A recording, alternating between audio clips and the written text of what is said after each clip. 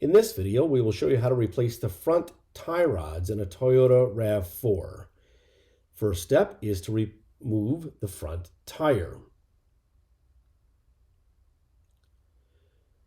Once that tire is removed, we're going to loosen the tie rod, the inner from the outer. You can see him loosening that with a 22mm wrench.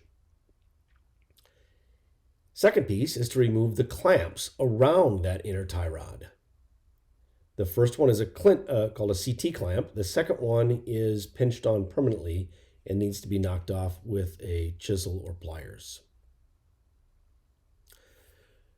Next, we're going to unscrew the inner rod from the outer rod. You can do that with the pliers. You can also put an open end wrench around that.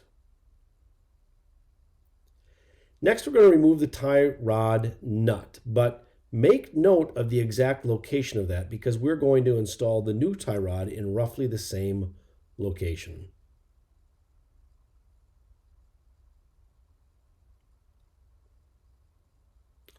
Once removed, we're going to take off the boot. Now Brian is using a large pick here, but you could use a screwdriver or even cut the boot off if you're replacing it. If the boot is in good condition, you can reuse it. Now we're going to use the one specialized tool here, which is an inner tie rod removal tool. You can purchase this online for $40 to $50.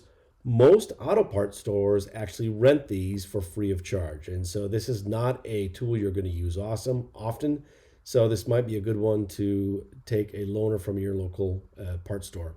Next, we're going to take the new inner tie rod and we're going to screw it on. Make note that we did put some medium strength Loctite on the threads, and that's the blue Loctite. Once on, we're going to tighten that to 65 foot-pounds.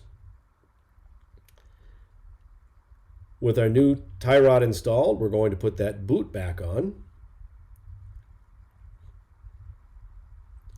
There's the boot. You can use zip clamps. You can use a band clamp on that. The front one is easy though because that is a constant tension clamp. Now we're going to reinstall the outer tie rod, but before we do, we're putting in a small amount of copper anti-seize. These do have a tendency to corrode together, and some anti-seize lubricant can work wonders.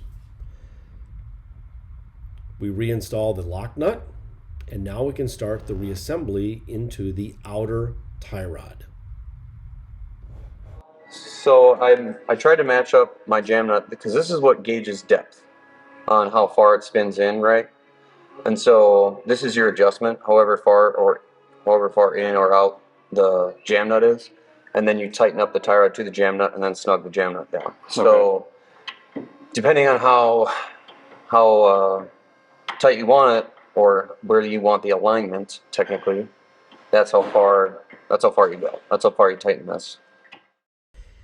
Once we have that in the right location, we're going to torque that nut down to 36 foot-pounds. And now we can start the reassembly process.